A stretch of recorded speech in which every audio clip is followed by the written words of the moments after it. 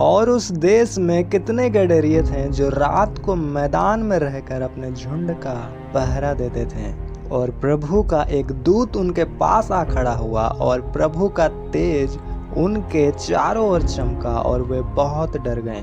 तब स्वर्गदूत ने उससे कहा, मत डरो, क्योंकि देखो मैं तुम्हें बड़े आनंद का समाचार सुनाता हूँ जो सब लोगों के लिए होगा। तो जय मसीह की मेरे दोस्तों, कैसे हो आप सभी। हम प्यारों कुछ दिनों बाद क्रिसमस को मनाएंगे, पर हम जाने कि क्या है क्रिसमस, इसका रियल डेफिनेशन क्या है, इसका मीनिंग क्या है, क्यों हम हर साल इसे इतना आनंद और उत्साह के साथ में मनाते हैं। क्योंकि ये दिन है छुटकारे का, जब प्रभु यीशु मसीह का छुटकारा हमें प्राप्त हुआ है। जब हम प्रभु यीशु मसीह को जानते हैं कि वो छुटकारा देने वाला है, वो हमें दुखों से आनंद की ओर ले जाने वाला परमेश्वर है, तो हम ये चीज़ें अन्य लोगों तक भी ले जाना चाहते हैं। ये बातें उन लोगों को भी बताना चाहते हैं जो आज भी क्रिसमस को एक धर्म परिवर्तन का जरिया समझकर बैठे हैं। क्योंकि बहुत लोग पोस्ट डालते हैं, बहुत लोग वीडियोस डालते हैं कि क्रिसमस में तो सेंटा आएगा, सेंटा धर्म परिवर्तन करेगा। जबकि आप देखो तो क्रिसमस में सेंटा क्लॉज का कुछ भी नामो निशान हमारे यहाँ नहीं होता। बाइबल में ऐसा कुछ भी जिक्र नहीं है, परंतु उनकी आंखें बंद होने के कारण वो कुछ भी उल्टा सीधा सोचते हैं और मसीहत पे ब्लेम लगाते हैं। जबकि ये दिन है छुटकारे को उनके जीवन में लेने का। जैसा कि हमने शुरुआत में वचन को पढ़ा कि गडरियों के पास में एक स्वर्गदूत आता है और वो क्या कहता है कि तुम मत डरो, क्योंकि मैं तुम्हें बहुत बड़े आनंद का समाचार सुनाता हूँ। हालेलुया। वो आनंद का समाचार क्या है, वो गुड न्यूज़ क्या है, कौन से गुड न्यूज़ की बात कर रहा है स्वर्गदूत। क्योंकि क्रिसमस का मतलब है बाइबल में एक बड़े आनंद का समाचार जो हमारे और आपके लिए है और सारे जगत के लिए है। दूतों ने कहा जो सब लोगों के लिए होगा। जितने भी लोग इसे धर्म परिवर्तन के नाम से जानते हैं, तो यहाँ जीसस ने किसी भी धर्म, जाति, माहौल को पकड़कर सिर्फ नहीं रखा, सीमित नहीं रखा इसे, क्योंकि वो परमेश्वर है, वो सृष्टि को बनाने वाला है। वो किसी जगह में किसी लोगों तक सीमित नहीं रहता। वो जब कोई भी बातें करता है तो सारे जगत के लिए करता है। इसलिए जब ये सुसमाचार, ये गुड न्यूज़ है, तो ये सारे धरती के लिए है। अब जो कोई उस गुड न्यूज़ को एक्सेप्ट करता है, गुड न्यूज़ का फल उनके जीवन में आता है। क्योंकि जब शुरुआत में आदम और हवा ने फल खाने के द्वारा परमेश्वर की उपस्थिति से खुद को निकाला और परमेश्वर ने वहाँ पहरा लगाया कि अब कोई भी यहाँ नहीं आ पाए, और उस कारण हमारा मतलब इंसानों का परमेश्वर से दूरी हुआ, कनेक्शन कट गया। और वही कनेक्शन को परमेश्वर जीसस फिर से बनाने के लिए धरती पर आए, और यही था गुड न्यूज़। क्या होगा, बहुत लोग सोचते हैं कि अगर हम फिर से परमेश्वर से मिल जाएंगे, जबकि हम तो जी रहे हैं, खा रहे हैं। लेकिन लोग ये नहीं जानते कि जब आदम ने पाप किया, हवा ने पाप किया, तो जो धरती थी, जो हमारे लिए फल फ्रूट्स उगाती थी, जो जानवर आदमखोर मिलजुल कर इंसानों के साथ रहते थे, एक आनंदमय परिवार जीवन की तरह चल रहा था, वो संसार करप्ट हुआ, जानवर आदमखोर बने, धरती ऊंट कटारे उगलने लगी, स्ट्रगल आया लाइफ पर। जैसा कि आज बहुत लोग करते हैं, जितना भी कमाए वो चला जाता है, उनका गरीबी पीछा नहीं छोड़ता, बीमारी पीछा नहीं छोड़ता, जितना भी डाइट फूड खा लें हेल्थ सुधरता नहीं, प्रॉब्लम्स जाती नहीं, चिंताएं जाती नहीं। क्यों? क्योंकि संसार, ये धरती हमारे लिए ऊंट कटारे बन चुकी है। और वही फिर से परमेश्वर जन्म लिया धरती पर कि हमारा कनेक्शन वापस यहोवा से जुड़े और वो धरती ऊंट कटारों के बदले हमारे लिए फ्रूट्स उगाना शुरू करे। जैसा कि जीसस ने कहा, मैंने तुम्हें चुना है कि तुम फल लाओ और बहुत सारा फल लाओ। जब परमेश्वर के साथ हमारी संगति होती है, तब हम अपने जीवन में से फ्रूट उगाना शुरू करते हैं बिना कोई स्ट्रगल के। और इसलिए ही दूत ने यहाँ कहा, तब स्वर्गदूत ने कहा, मत डरो, क्योंकि देखो मैं तुम्हें बड़े आनंद का समाचार सुनाता हूँ जो सब लोगों के लिए होगा। किसी क्रिश्चियन के लिए नहीं, किसी यहूदी के लिए नहीं, किसी पेंतिकोस्त, किसी ऑर्थोडॉक्स के लिए नहीं, सब लोगों के लिए होगा।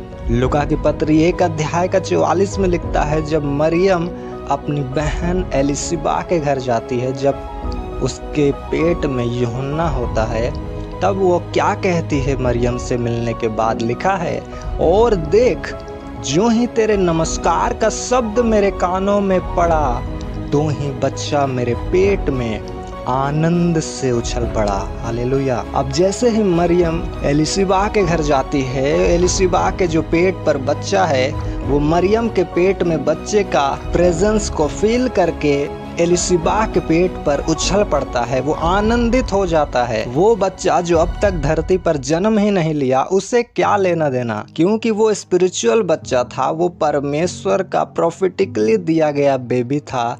उसे सारी बातों का नॉलेज था कि ये जो छुटकारा करने वाला परमेश्वर है, वो मेरे माँ के पास आया है। और इस आनंद से वो भर गया और वो पेट पर ही उछल पड़ा, और उसे पता चल गया कि परमेश्वर धरती पर आ चुका है।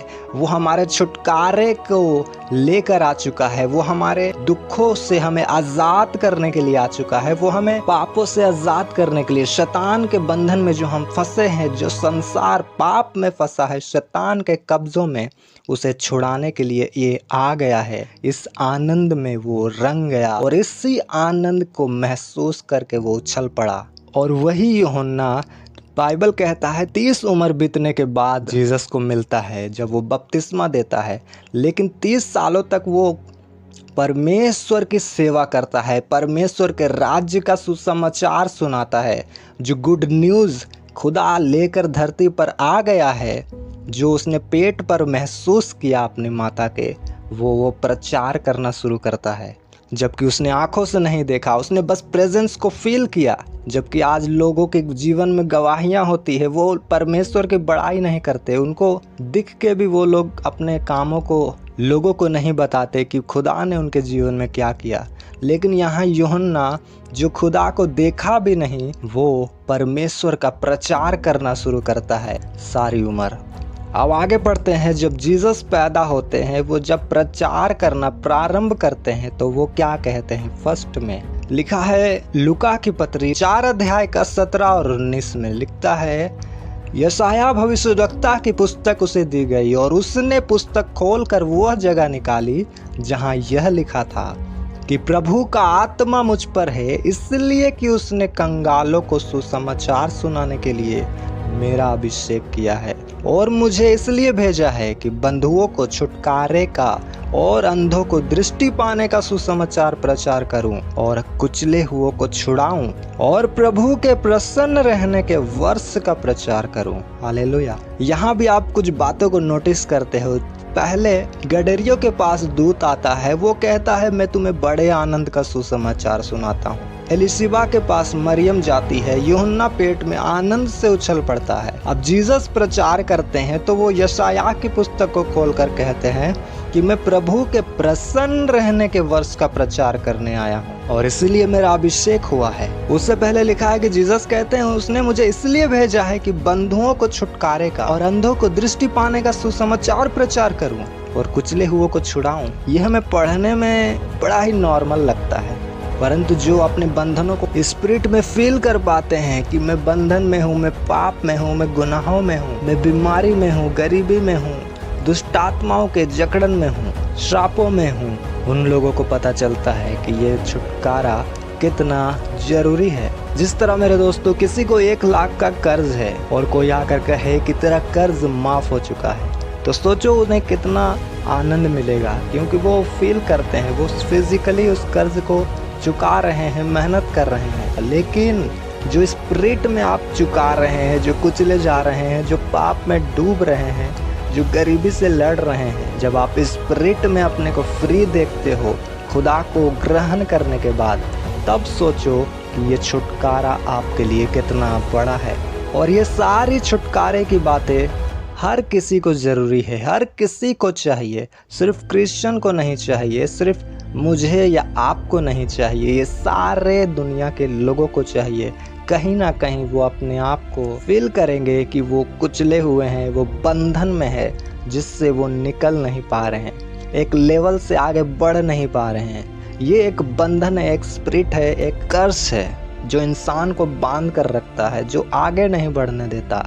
कुछ लड़के कुछ लड़कियां बहुत पढ़े लिखी हैं पर उनके पास जॉब नहीं है, उनमें हुनर बहुत है लेकिन उनके लेवल का उनके पास काम नहीं। और जीसस आया कि इन्हीं बंधनों से हमें छुड़ाए, इन्हीं गुलामियों से छुड़ा ले, हमारा कर्ज माफ कर दे, हर बीमारों को चंगा कर दे।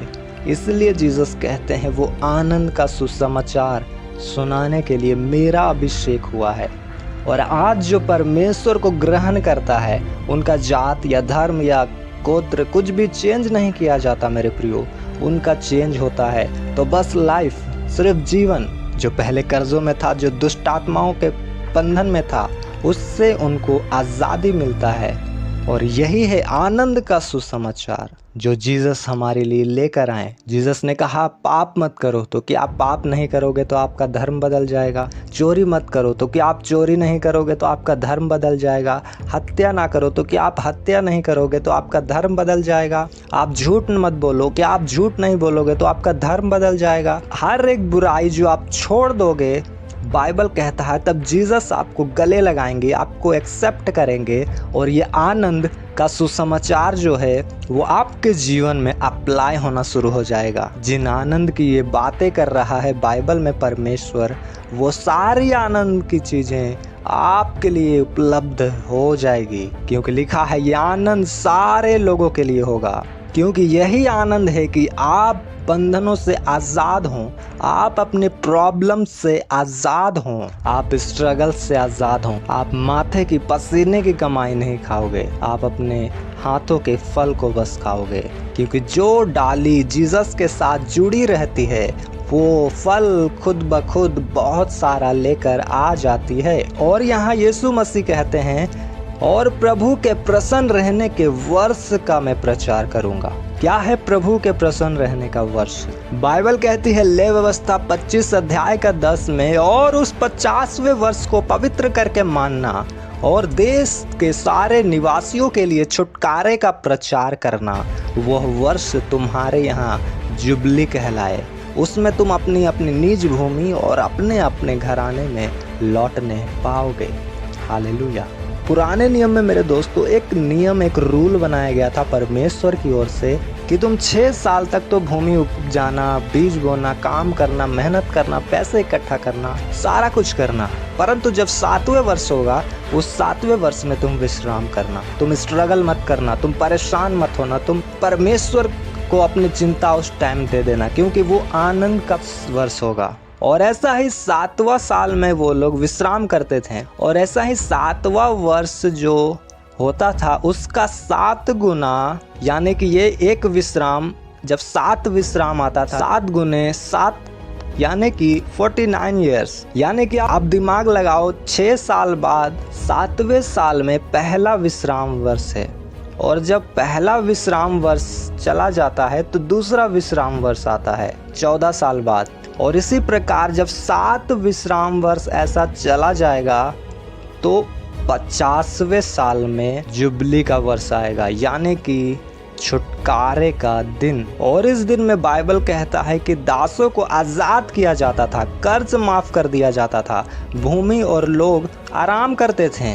जो लोग गुलामी में थे वे अपने अपने जगहों में, घरों में लौट जाया करते थे, वे आज़ाद हो जाते थे।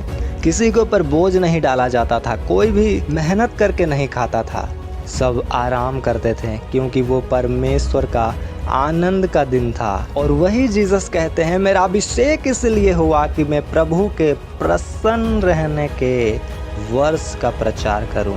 और यही था प्रभु के प्रसन्न रहने के वर्ष की सब कोई आज़ाद कर दिया जाता था, कोई स्ट्रगल नहीं करता था, कोई गुलामी में नहीं रहता था, किसी का कोई चीज़ कोई कब्जा नहीं कर सकता था। और वही आनंद का सुसमाचार जीसस हमें सुनाने के लिए आए हैं कि हमारे चीज़ों को कोई कब्जा नहीं कर सकता शैतान, हमें कोई हरा नहीं सकता दुनिया में। हम आज़ाद हैं, हम किसी के गुलाम नहीं, हम पाप के गुलाम नहीं, बीमारी के गुलाम नहीं, कर्जों के गुलाम नहीं, शैतानी चीज़ों के गुलाम नहीं, हम परमेश्वर के संतान हैं।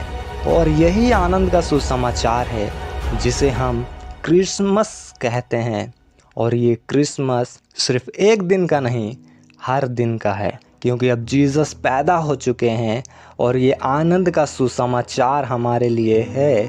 अब हर टाइम जब भी हमारे अंदर खुदा है, यीशु का आत्मा है, हमारे लिए ये आनंद का दिन है, छुटकारे का दिन है, आज़ादी का दिन है, कर्ज से माफ़ होने का दिन है। अब अगर जो कोई भी जीसस को ग्रहण करता है, उसके जीवन में किसी भी तरह का कर्जा, बीमारी, गुलामी नहीं रहता। वो आज़ादी के जीवन जीते हैं। वो हमें जय के उत्सव में लिए फिरता है फिर। और यही है आनंद का समाचार जो जीसस देने आए हैं और जिस दिन को हम क्रिसमस कहते हैं। हालेलुया। तो शॉर्ट्स में बताएं तो क्रिसमस का मतलब है आनंद का समाचार। अब इस समाचार पर जो कोई भी बिलीव करेगा, विश्वास करेगा, परमेश्वर की महिमा को देखेगा। तो मिलते हैं किसी और वीडियो में।